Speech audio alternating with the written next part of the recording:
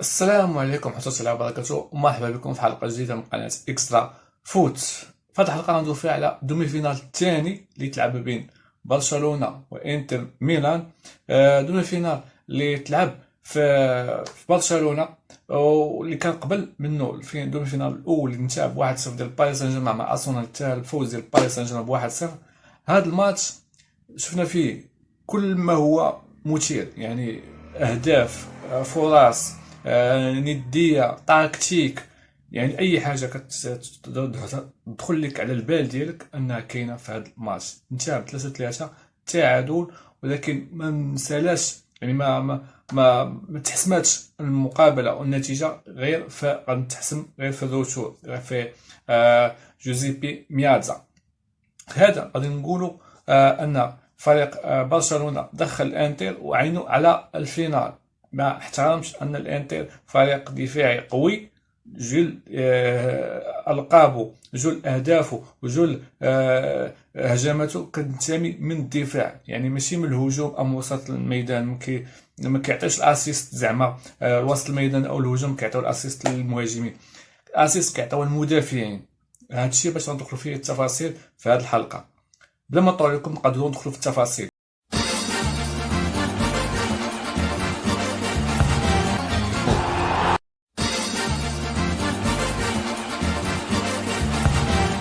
في هذا الماتش بين فريقي برشلونة وفريق انتر ميلان، او بالاحرى نقدر نقول هانس فليك مع سيمون انزاغي، هذا الاخير اللي كنعترف به، انزاغي اللي كنعترف به احسن مدرب حالي في العالم من جهتي انا، من الجهه الشخصيه ديالي انا، انه كيلعب بالفكر ديالو، الفكر التكتيكي ديالو، لا جرينتا الايطاليه القديمه.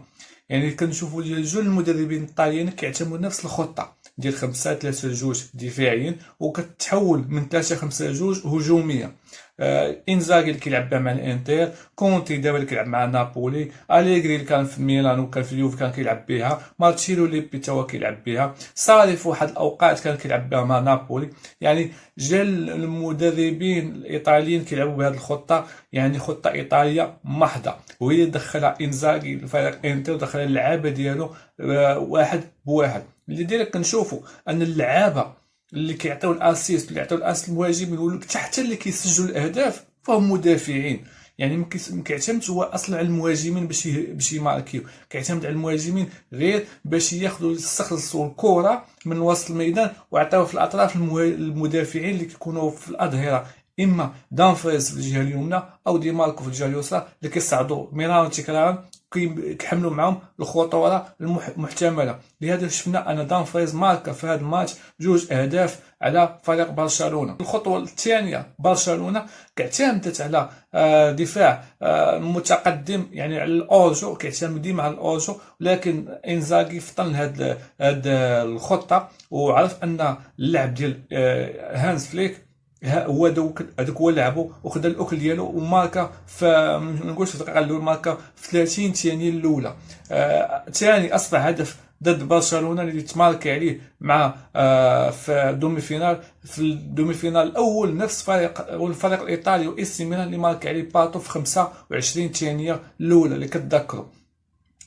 ماركا تيرام البيت الاول ديال الانتر في 30 الثانيه الاولى، اللي عطى الثقه الفرقه ديالو انه ضغط اكثر على البارسا وما تبقاش راجع للوراء. بالفعل تمارك على الهدف الثاني من ضربه ركنيه ناجحه اللي سجلها دانفريز كما قلت. وهذا خطا ديال برشلونه، ان هذا ثالث هدف على التوالي كتمارك عليه من ضربه ركنيه. تمارك عليه من في الفينال مع ضد ريال مدريد مع تشاوميني اللي ماركا بركنيه. دانفريز اللي ماركا هدفين في هاد الدومي فينال نصف النهائي ماركا بركنيه. هذا نقول ان البارسا عندها مشاكل في الكره الثابته وبالاخص في الركنيات. مثلا الى دازت البارسا الفينال وتلاقات مع الارسنال قد تاخذ قتله، يعني الارسنال كتسجل اهداف، كل الاهداف ديالها من الكرات الثابته ومن الركنيات. لهذا خاصها تعتمد على خطه محكمه ديال باش تشتت الكره خارج منطقه الجزاء. لهذا كنشوف ان اللعابه ديال الباص او المدافعين ديال الباصه كيعتمدوش على دفاع المنطقه في الكرات الثابته او الركنيه، كيعتمدوا غير رجل لرجل، واحد كيشد واحد. يعني داك واحد كيشد واحد كتكون الغفله، كيزهق واحد كيماركي. يعني ملي كيكون دفاع المنطقه الكره ملي كتهبط داخل الكالي كتحيد. يعني هذا خطا كبير ديال البارسا، وكلهم قصار القامه من غير جوج لعابه ليفاندوفسكي واراخو هما اللي طوال، هما اللي ما كاينينش في الماتش، ما غاديش يعتمد عليهم هانس فليك في الماتش الجاي. لهذا البارسا واخا هكاك البارسا ما تمارك على البيتيني ما هبطاتش ليديها ولعبات الكره، وكان واحد الضغط على الجهه اليسرى ديال الانتر اللي فيها دي ماركو وميختاريان وباستوني. ما فطنش لها انزاغي وشاف ان الخطوره ديما كتجي من يامال، وكيدير الخطوره من ديك الجهه وكيتقب كما كنقولوا، كيخترق وسط الميدان الى نصف عمليات ما الخصم، وكيسجل الهدف ديالو الاول، يعني ولا 2-1. وبقى الانزاغي على نفس ذاك النهج حتى جات الخطوره الثانيه وتماركا الهدف ديال التعادل. في الميطه الثانيه عاد دار الشونجمون، يعني ما خلاش دي ماركو يبقى يطلع من غير ديان فريز اللي بقى كيطلع وكيساند الهجوم. دي ماركو اعتمدوا غير في الدفاع وحدا ميختاريان وسدوا هو وباستوني في الثلاثي، سدوا ديك القنص ديال يامال اللي مبقيناش شفنا الخطوره ديالو في الجوله الثانيه. بالعكس على اللعابه ديال البارسا ولاو غير كيدوروا يقلبوا على الكره وكيعطيوها ليامال باش يدير لهم شي حل من الحلول. كما شفنا ان هانس فليك عطى واحد النوعيه ديال الهبوط ديال التكتيك ديالو، ما قراش الماتش كامل، وكان كل الاهداف ديال برشلونه عباره عن محاولات فرديه للاعبين، بفضل ان سيمون انزاغي عنده خطه ثابته اللي يعتمد عليها. وبالضبط في الجوله الثانيه ما كانش الدفاع الى قال هو غادي يقدر يبقى في اللور ديال الدفاع، غادي يستقبل اهداف اخرى من لاعبين برشلونه. لهذا هاجم كل اللعابه ديالو، يعني باش يبقى يعني احسن وسيله الدفاع هي الهجوم، وخلات الانتر محميه من الهجمات ديال برشلونه، وبقى ديال الانتر كيدير الخطوره الكامله على فريق برشلونه. لهذا بقات وسط الميدان خاوي للفريقين، لبرشلونه لا الانتر، بقى غير المهاجمين والمدافعين والوسط الميدان خاوي.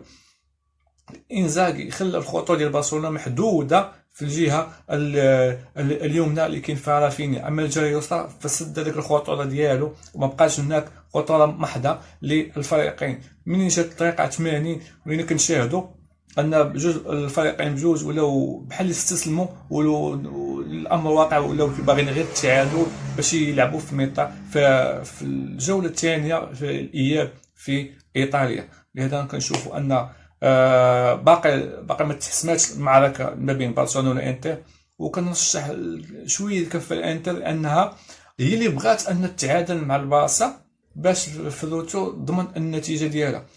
هذا كنشوفوا ان هانس فليك خاصو يدير خطه ثانيه. هذه الحجر الخطه فطن لها سيمون انزاغي. وبهذا نقدروا ننهيو هذه الحلقه، والى حلقه قادمه بحول الله. الله يعاونكم.